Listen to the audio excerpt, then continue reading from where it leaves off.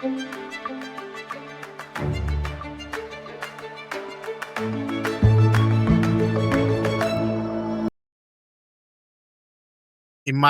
leaving your home in Ghana, Nigeria, Zimbabwe, or Kenya to chase a better future in another African country. Then one day your shop is destroyed. Your family runs for safety. You begin asking yourself, am I no longer welcome in Africa? Now, Ghanaian nationals have taken the issue to the International Criminal Court. But here is the big question. Has Africa started fighting itself instead of solving its biggest problems together? Stay with me because this conversation is more complicated than many social media posts make it seem. Welcome back to Actually React. If this is your first time here, we react to the biggest stories shaping Africa and the diaspora. We don't just chase headlines, we dig into the facts, examine different viewpoints, and ask the difficult questions. Today's topic has already sparked heated debates online. Some people say Ghana is absolutely right. Others say South Africa is being unfairly blamed. Let's unpack it.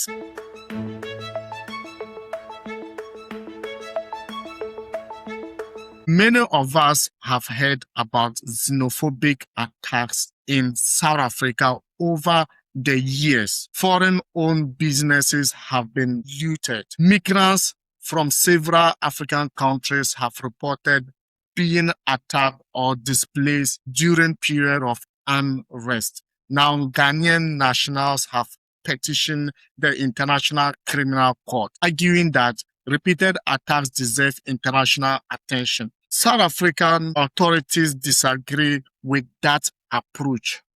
They argue that Africa has functioning courts and that crime should be handled through the country's own legal system.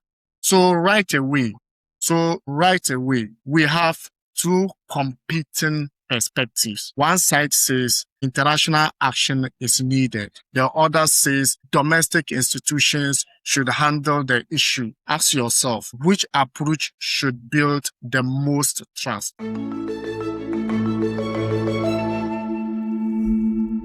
Is this South Africa perspective or is Ghana point of view? Let us be honest. Social media has turned this into a battle. Some comments say South Africa doesn't want other Africans. Others respond, don't judge an entire country because of the action of some individuals. And then there are people saying every African nation has challenges with immigration. Here is where we need to slow down. It's easy to post an angry comment. It's much harder to understand why these tensions keep resurfacing. If I were to be given a chance as a president in this country, in 12 months, I will transform this country to be the second most beautiful country in the world, better than America. South Africa can pay South Africans 1 million every year for the rest of their lives. Let's say the average life expectancy in South Africa is 70 years. South Africa can pay 70 million to each person in this country to sustain themselves for the rest of their lives. We don't even need to work.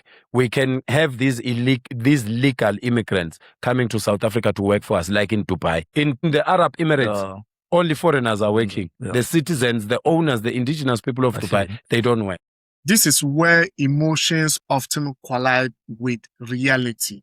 South Africa faced serious challenges, high unemployment, economic inequality, crime, pressure on housing and public services. Many South Africans feel frustrated, but here is an important distinction. Economic hardship can explain why tensions rise. It does not justify attacking innocent people. Likewise, migrants often leave their home countries because they are seeking opportunities, safety, or a better life, not because they want conflicts.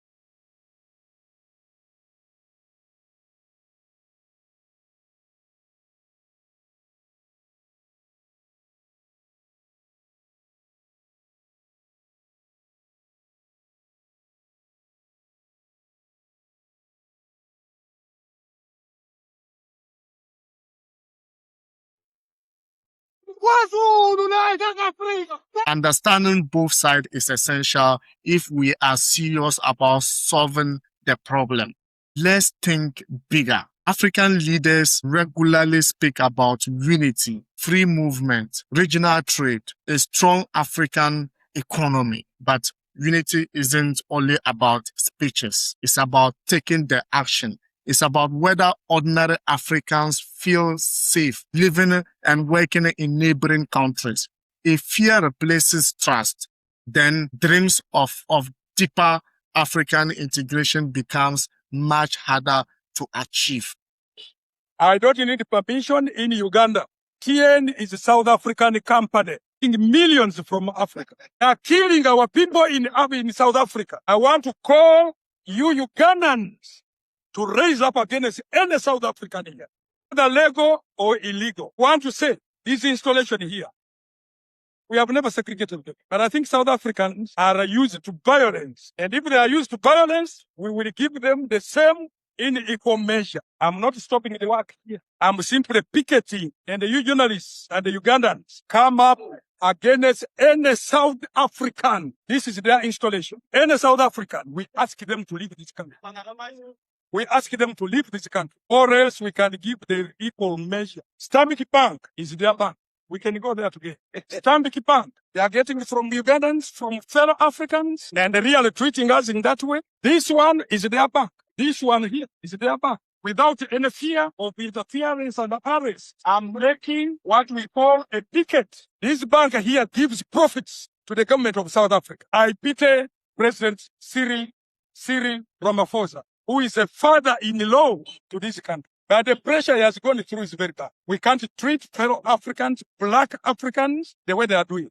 If there is any South African here, let them leave. And I want to incite you, Ugandans, in a clean way, humble way. We know they are investors. Let them leave.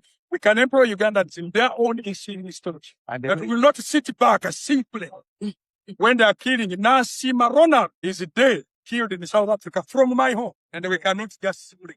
That's why this conversation matters far beyond one country or one court case.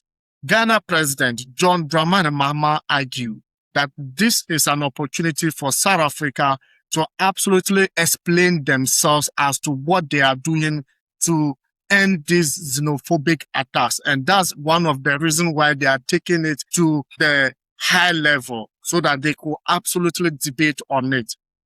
Whilst on debating on it, South Africa will also get some viewpoints as to, or from ideas from other nations as to how to deal with the situation. So maybe at the end of it, South African government himself will be happy that this issue is being handled as an African unity, not just one country. And on the other hand, the point South Africa is raising is Ghana is taking it too serious, or West Africans are taking the matter too serious. But this has been happening, not the first time. It has been happening a couple of years. Every year there's an issue of xenophobic attacks in South Africa.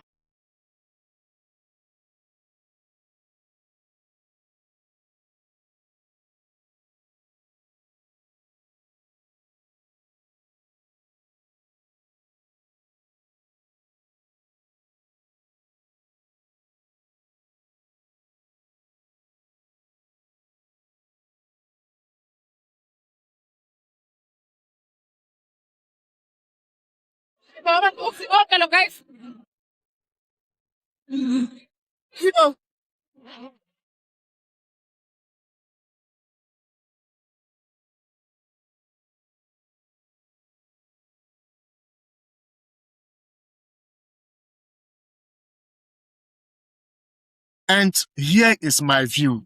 No nation should be defined by the action of violent individuals. Millions of South Africans reject violence and want peaceful communities. At the same time, repeated attacks on foreign nationals have understandably alarmed people across the continent.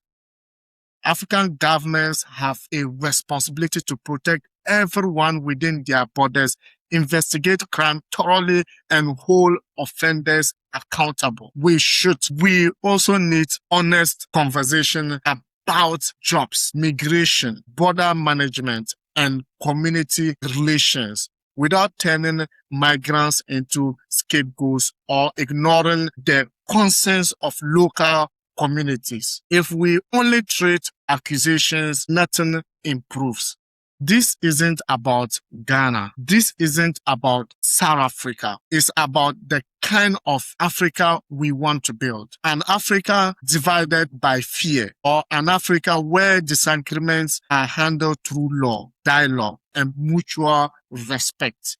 Now it's your turn. If you are watching from South Africa, Ghana, Nigeria, Kenya, Zimbabwe, or anywhere else, share your perspective in the comments. Please keep it respectful. Challenge ideas, not people. If you enjoyed this discussion, like the video, subscribe to Ashley React, and turn on notification so you never miss our conversation on the biggest story shaping Africa. Until next time, take care, stay informed, and I will see you in the next video. Ciao.